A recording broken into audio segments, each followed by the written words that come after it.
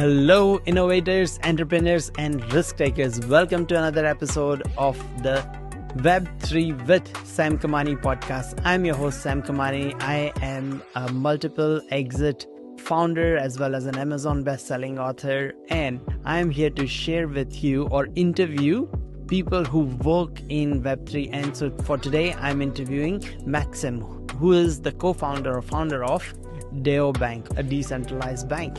So he's here to share with us how does that bank work, what is so different, how is it different to a neobank, what are the benefits or disadvantages, if any, of using a product or a service like that. So as always, nothing mentioned in this podcast episode should be taken as investment advice, and as always, please leave a review for this episode after listening to this on whichever platform you are on. With all that out of the way, let's get into it. So Maksym, welcome to the show. Looking forward to interviewing you on the Web3 podcast. And so let's just get started. How did you get involved in all things Web3 and blockchain and crypto? Yeah, thank you for having me here. So it's a long story, but I will get it in short. So on 2016, it was a year when I bumped in blockchain.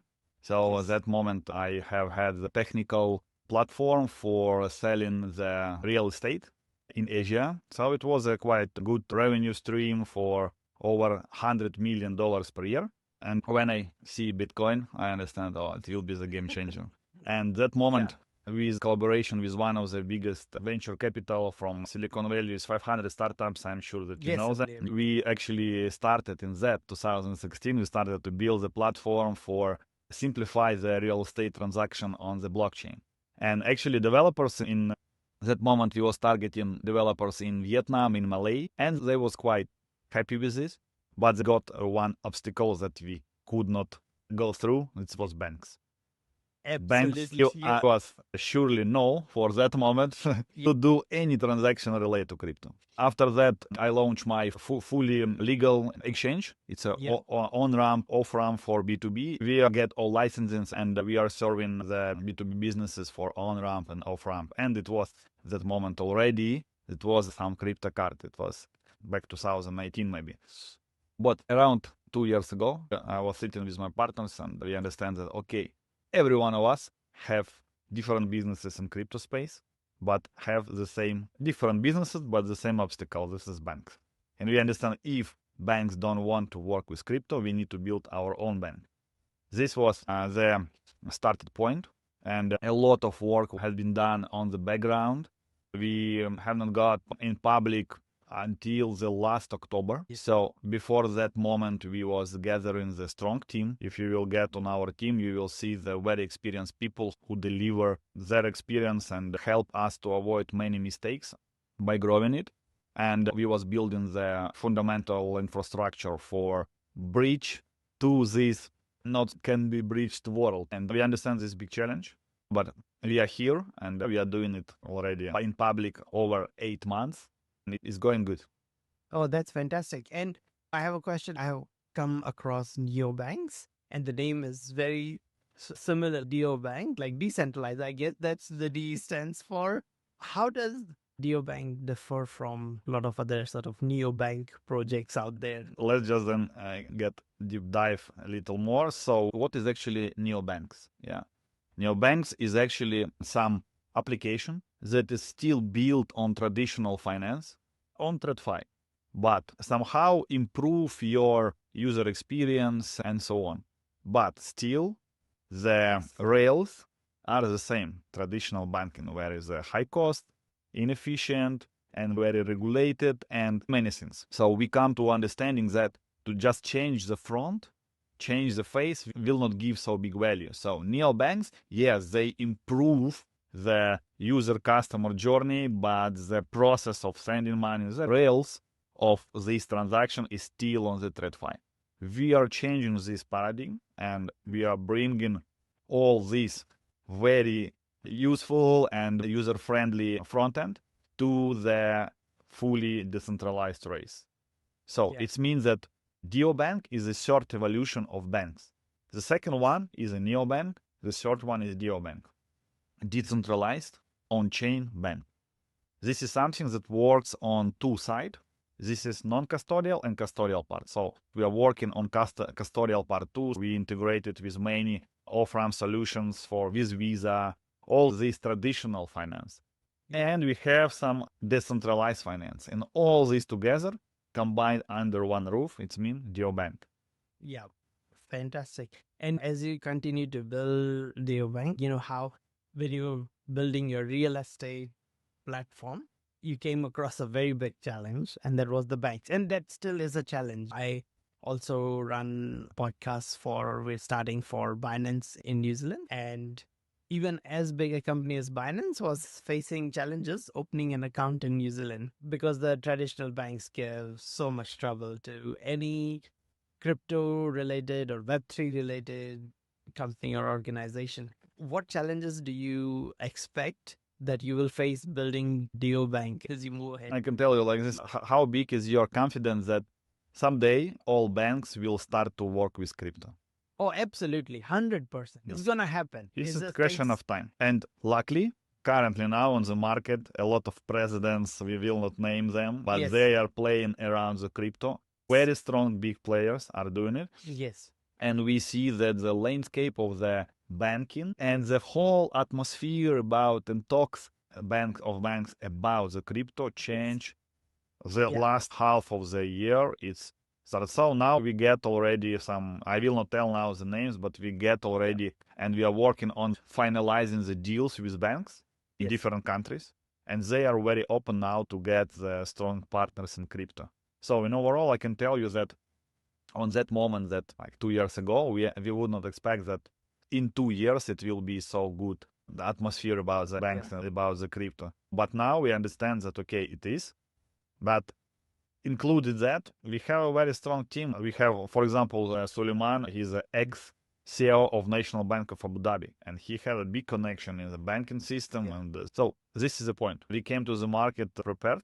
We understand that the banks are a challenge. We know how to overcome that. Yes, so you can overcome that, but what other challenges you expect you will face if that's not a challenge? Yeah, no, of course it's a challenge. It's a challenge that we know how to handle, and this is just a matter of time. On another side, we see the big challenge is to educate community. So currently now we have over 70,000 people. 70,000 people already joined our platform. It is growing rapidly. But the question is that for them, they are mostly 2.5 people. So we cannot call them Web3 because, they know what's mean Binance, how to open a bank account, but this is like an account on the exchange. And our mission is to educate them how to interact with all these things and don't be trapped in some scams and so on. So this is a big challenge because easy to do something complicated, but very difficult to do something easy. So what we are doing, we really simplify all the DeFi complicated methods to the very simple neobank style. So you can participate in a stablecoin strategy in 3 clicks. So just 1 to 3. For anyone, your grandma can do it. This is our main goal, to make it so simple that, for example, they no need never go to our protocol because there is to understand how to don't lose money. Oh my gosh. There's so much. DeFi is so big these days, and there's like a million strategies and so many wallets and this and then restaking and liquid staking and 1,000 things that you have to learn. You have to learn a whole new vocabulary, and if you are not a degen, it's very hard. You still will lose money. You still lose money. Even they lose money, but they don't, But to think of, will my mom use it? No. It's most of those things, but something simple that abstracts out a lot of those jargon. So anyone can open an account, or is there any limitations, or how does it work, or who cannot? So of course we are working in the fully compliant regulatory worldwide things. And it's a normal list of the countries that are under sanctions, standard list. There, of course, we are not operate. But for us, it's much more easier to target these unbanked people because it's more than 1.4 billion people who are currently now unbanked. So why is unbanked? Because they are not so interesting for the banks because the check is too small and the operation cost of the bank is very high. Absolutely. So for us, even small check is something that brings us value. So in this case, we are targeting on the second stage, we are targeting on these unbanked people. Yeah, absolutely. So let's talk about what people really want to know. How do they win a Ferrari? I'm just kidding, but yeah. Let me then just come to Ferrari in the understanding that why we are doing it. Yes. In overall, we think and we believe that only community-centric products can win the game. So it's not on the another side when you first build the product, and then trying to find community who want to participate in this product. This is little broken strategy because then you need to sell something. We don't need to sell anything because we are growing community. We incentivize community in different Web3 ways. And they already now joining with understanding that we are as stakeholders of this bank. I always like to share this, like on the psychology side, understanding that, okay, you know, the joke that the guy just bought $200 invest in Coca-Cola stocks. Yes. And then in the evening, he go with his wife in the supermarket and wife asking, okay, hubby, what we will drink in the dinner? He said, of course, Coca-Cola. I need to create profit for my company. Exactly. So he already associate him with this company. Yeah. And our scenario is the same. So when he get a stakeholding, he buy a note, he with us minimum for 8 years. He say, okay, this bank is the best bank. Why? Yeah. Minimum because he need to generate profit for him. So in this case, we put the community in the center and deliver them emotions around this. And the Ferrari is one of the things. So this is emotions that we really bought it. We really create all the tuning, etc. It's very little because Ferrari is in overall is perfect already. You don't need to add anything there. And on the 14th of June, we will have a big event in Bangkok, Beyond Banking Summit. Yeah. So we call it Beyond Banking Summit, and there it will be raffled a real Ferrari. So one person will win. And whereabouts are you based in the world? Are you based here? Yeah, our headquarters is here in Dubai. And regulated under... We regulated here, we regulated in Canada, we regulated in Czech Republic. So we are constantly working on the compliance side without unstop. And this is, of course, because it's very important. And in this case, we are targeting a fully non-custodial side, but still custodial part. Central part is there because for now, the market is not ready for fully being non-custodial, decentralized solution. But this is the target. That's great. So how does it work? So say if someone wants to start a registered account, can they just go and do it? Do they have to first go through AML, KYC? How does the process work currently? Yeah. We have two sides. You can switch this to mode. It's very convenient. You can switch to non-custodial. Non-custodial doesn't require any QIC, is understandable. Yes. For the custodial part, you can use a wallet and under some threshold. And of course, if you want to get a Visa card for get just spending directly from your stablecoins, you need to pass KYC. Yes. So we are working directly with Visa. You can find our company visa.com. Yeah, we are providing this. I think that one of the most important off-ramp solutions for now, for all these new members that join in all the crypto market, they always are, okay, can I spend on buying coffee? You can. You should be able to with stable coins. There shouldn't be anything stopping. You know what? One thing I heard from whether it's merchants or companies like Deobank is that Visa charges you a lot of, I don't know, anywhere between 3 to 7%. Is that still true? This was some time ago. Yeah, of course, Visa is charging for this type of transaction. But I can tell you that our 1.5% on transaction is, I think, the lowest fees in the whole world. It is absolutely low, really low. Yeah. You know how from 3 to 7 is as a standard for crypto. And to be fair, this is something that you are paying for the comfort.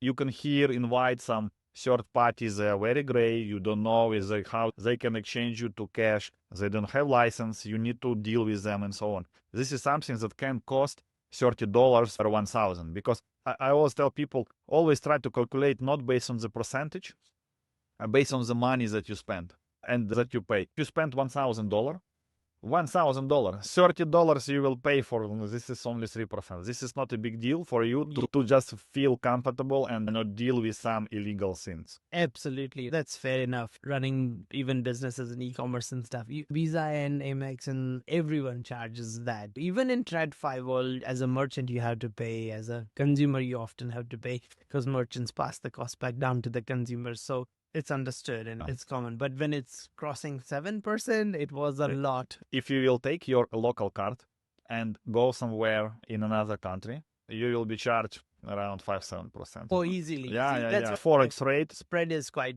big in banks hide these fees. They say, okay, you don't have any fees, but... Oh, they give you really bad exchange rate. Yes. I know. I live in New Zealand and I use the New Zealand card all around the world, and everywhere I get slightly different rate and their spread is really bad. But it's what you do. You have to deal with it. But I think the other benefit could be that you can use your stable coins and then stake them while you're not using them. Would that be right? I will even tell you more. You don't need to stake anything.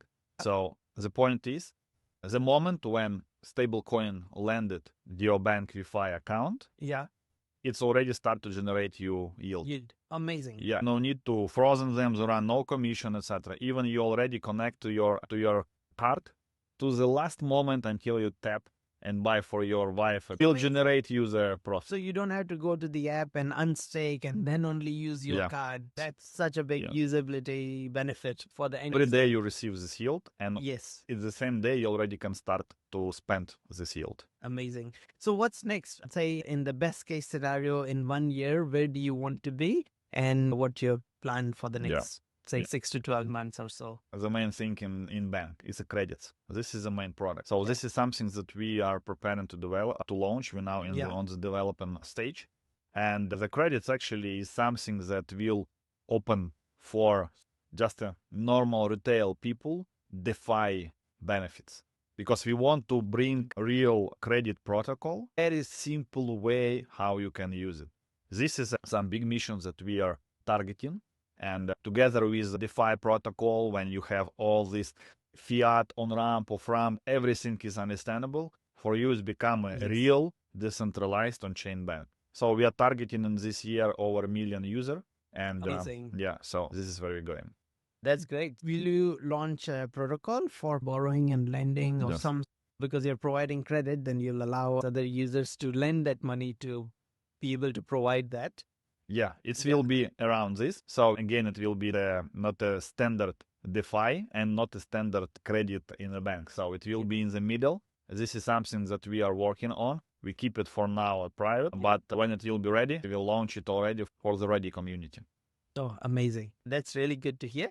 And so my final question is, in order to achieve that vision as well as to get to your cross 1 million, do you have any ask? Are you looking for funding? Are you looking to hire more? Anything else? Feel free to share with the audience. What we always need and who we always benefit, this is our active people and key opinion leaders. This is someone who spread to the world about us. So this is what we always need. We are targeting the people. We are hunting community. We don't hunting fundings. We are good with fundings. We don't need it. So we really need people who like our product. And this is what we need. That's really good to hear. Thank you so much, Maksym, for your time, and wish you best of luck in onboarding the next 1 million people. Thank you so much. My pleasure. Thank you so much for tuning in and listening or watching this episode of the Web3 with Sam Kamani podcast.